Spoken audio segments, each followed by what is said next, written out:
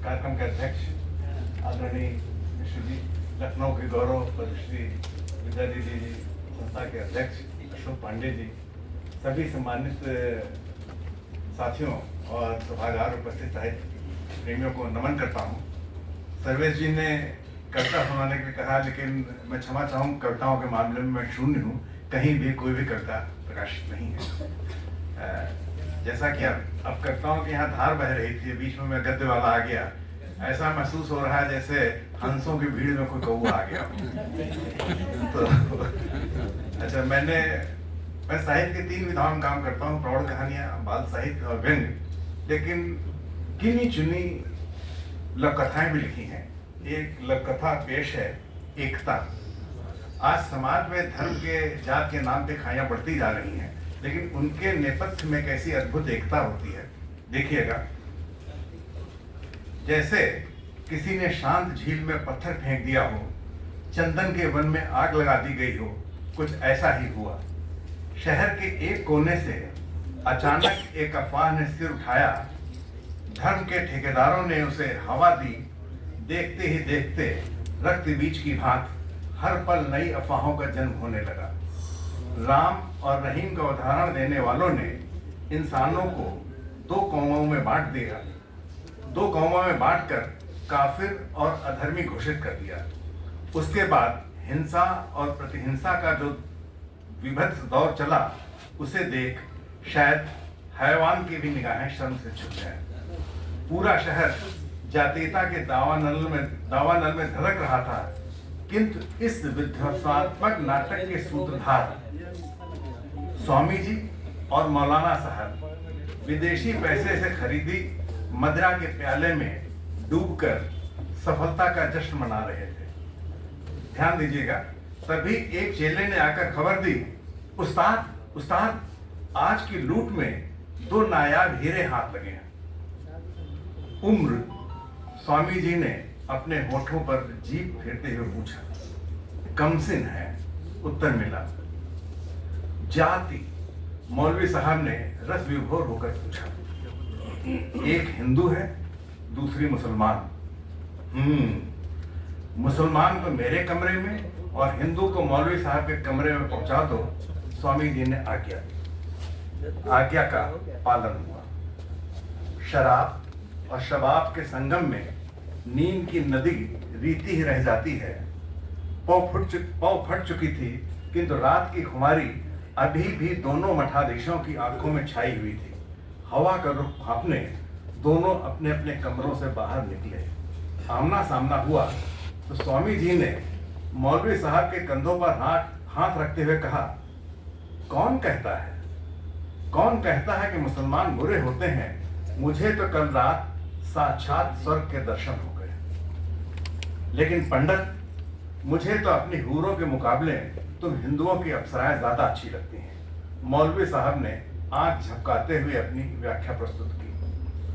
स्वामी जी हल्का सा मुस्कुराए, फिर कलाई में बंधी घड़ी की ओर देखते हुए बोले, अब जल्दी से तैयार हो जाओ, कौमी एकता समिति की बैठक में भाषण देने चलना है। चलना तो है, लेकिन चलने से पहले अगर अपने अपने धर्मों की चाशनी चख ली जाए तो कैसा रहेगा? मौलवी साहब ने प्रस्ताव रखा। वाह, भाषण में मिठास बढ़ जाएगी। स्वामी जी ने मुस्कुराते हुए प्रस्ताव का समर्थन किया। दोनों ने अपने अपने कमरे बदल लिए। संगमरमर में तराशी वह नग्न मूरत अपने चेहरे को घुटनों में छुपाए बिस्तर पर बैठी सिसक रही थी। कदमों की आहट सुन उसने घायल हिरणी सी भयभीत निगाहों को ऊपर उठाया। नजरें मिलते ही बिजली कड़क उठी। स्वामी जी के कदम जड़ हो गए। ऐसा लगा जैसे प्रलय सामने आ गई हो। अचानक उस नग्न मूरत में हरकत हुई। अपनी अवस्था को बिसरा वह दोनों बाहें फैलाकर दौड़ी और स्वामी जी के गले से लिपट फपक पड़ी। पिताजी, मुझे इन दरिंदों से बचा लीजिए। नहीं, स्वामी जी पूरी ताकत से उसे परे ढकेल कमरे के बाहर दौड़ पड़े। सामने वाले कमरे से मौलवी साहब दीवानों की तरह अपने बाल नोचते हुए चले आ रहे थे। करीब आते ही वे स्वामी जी का गिरेबान थाम चीख पड़े, पंडित, कमीने, तूने मेरे सकीना को भी नहीं छोड़ा। दोनों गुत्थम गुत्था हो गए। बाहर एकत्रित अमन पसंद नागरिकों की भीड़ हिंदू मुस्लिम एकता के नारे लगा रही है। 5 मिनट हुए हैं मेरे, 5 मिनट शेष हैं।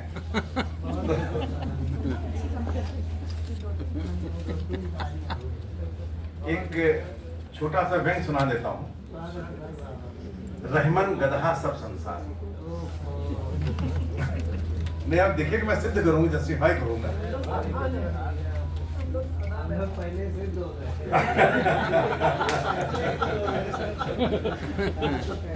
एक था गधा, सीधा साधा, सदैव प्रफुल्लित रहता। बच्चे पाठक्रम में गा से गधा पढ़ते तो उसकी बाँछें खिल जाती। सर्व व्यंजनों की उत्पत्ति से उसे अपनी सार्थक भूमिका नजर आती, मगर पैरी जमाने से किसी का सुख देखा नहीं जाता। संस्कृत के तथा कथित रक्षकों की हुंकार के चलते गधे को लतियाकर गा से गमला पढ़ाया जाने लगा। गधा था तो सीधा साधा, मगर जनता की तरह दीनहीन न था, जो अपने अधिकारों को छीनता देख खामोश रहे। उसने फौरन PIL दायर कर दिया। कहा, जब बा से बकरी, ऊ से ऊंट, भा से भालू और घा से घोड़ा पढ़ाया जा सकता है, तो गा से गधा न पढ़ाया जाना उसकी नजरों में सोशल डिस्क्रिमिनेशन है और डिवाइड एंड रूल की सरकारी अनीति। मामला चटपटेदार था और उसके दूरगामी परिणाम हो सकते थे, इसलिए प्रसिद्ध के भूखे कई सामाजिक संगठन भी ताल ठोक मुकदमे में कूद पड़े। काले वस्त्रधारी धुरंधरों ने बड़ी बड़ी दलीलें दी। गधेपन का बच्चों के कोमल मन पर पड़ने वाले दुष्प्रभावों की व्याख्या की, मगर गधे ने सबको हवा में उड़ा दिया। अपनी पैरवी वह खुद कर रहा था, क्योंकि उसका मानना था कि ज्यादातर मामलों में पैरवी उसकी जैसी बुद्धि वाले ही करते हैं।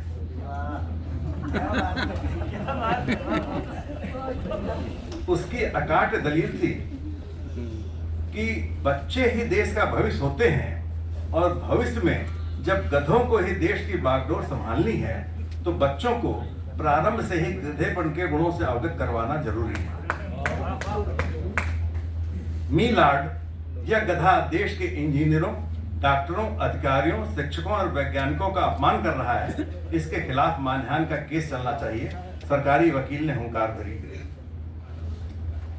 महोदय, इस स्वर्णिम सूची में आपने कुछ प्रजातियों के नाम जानबूझकर छोड़ दिया है। आपके खिलाफ मानहानि का केस तो वे करेंगे। गधे ने वकील साहब की ओर देखते हुए अपनी बत्तीसी चमकाई, फिर गरजा, जिन इंजीनियरों के पुल बनाते बनाते ही गिर जाते हैं, उन्हें देश की जनता क्या कहती है? गदहा। वकील साहब कुछ सोच पाते उससे पहले ही दर्शक दीर्घा से एक आवाज आई। जिन डॉक्टरों को दाई किडनी का ऑपरेशन करना होता है और वे बाई का ऑपरेशन कर पेट में तौलिया भूल जाती हैं, उनको जनता क्या कहती है? उत्साहित गधे ने पूछा। गदहा। इस बार दर्शक दीर्घा से 2 आवाजें आई। जिन अफसरों की बनाई हर योजना गड़बड़ सिद्ध होती है, उन्हें जनता क्या कहती है? गदहा। इस बार कई स्वर एक साथ गूंजे। जो शिक्षक हफ्तों अंतर्ध्यान रह पूरी पगार उठा बच्चों का भविष्य बर्बाद कर रहे हैं, उन्हें क्या कहते हैं? गदहा। दर्शक दीर्घा का शोर बढ़ता जा रहा था। मीलार्ड, यह गधा देश और अदालत को गुमराह करने की कोशिश कर रहा है। अकबकाए वकील साहब ने हस्तक्षेप करने की कोशिश की। जनता। गधे ने गर्दन घुमा दर्शक दीर्घा की ओर देखा, फिर गदगदाया। धोखे पर धोखा खा जनता जिनके तलवे चाटती है, वे नेता जनता को क्या समझते हैं? गदहा गदहा गदहा। चारों दिशाएं से एक साथ आवाज गूंजने लगी। मीलार्ड, ये गधा अब लाइन क्रॉस कर रहा है, इस पर जुर्माना लगना चाहिए। वकील साहब चीखे। कैसी लाइन और कैसा फाइन?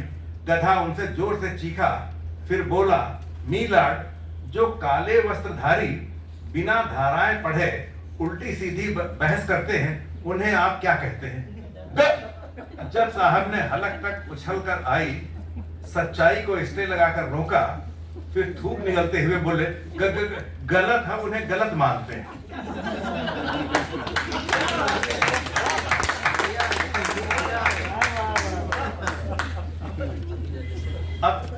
लीजिएगा। जैसे कभी लोग कहते हैं आप तालियां चाहते हैं। और मीलाड एक जज का फैसला जब ऊपर वाला जज उलट देता है और उसके ऊपर वाला जज उसे फिर उलट कर सीधा कर देता है, ऐसे जजों को क्या कहा जाता है। इस बार गधा खुलकर मुस्कुराया। जज साहब की घिघी बंध गई। मामूली से मुकदमे में इतने रहस्योद्घाटन की उन्हें सपने में उम्मीद न थी। उन्होंने दयनीय दृष्टि से गधे की ओर देखा तो वह बोला, गलती सुधारक कहते हैं उन्हें। गधे ने विनीत मुद्रा में सिर झुकाया, फिर बोला, और मीलाड, मैं गुजारिश करूंगा कि आप भी गलती सुधार कर सरकार को गा से गधा पढ़ाने का आदेश दे दीजिए। जज साहब के ज्ञान चक्षु खुल चुके थे। इससे पहले कि गधा कोई और करिश्मा दिखाता, उन्होंने जजमेंट रिजर्व की घोषणा कर दी। अब सोशल मीडिया पर जबरदस्त बहस जारी थी। गधे के पक्ष और विपक्ष में बड़े बड़े तर्क दिए जा रहे थे। खैर, मुकदमे का फैसला चाहे जो भी हो, मगर गधे ने रहमान गधा सब संसार की कहावत को अक्षरशः सत्य सिद्ध कर दिया। बहुत बढ़िया।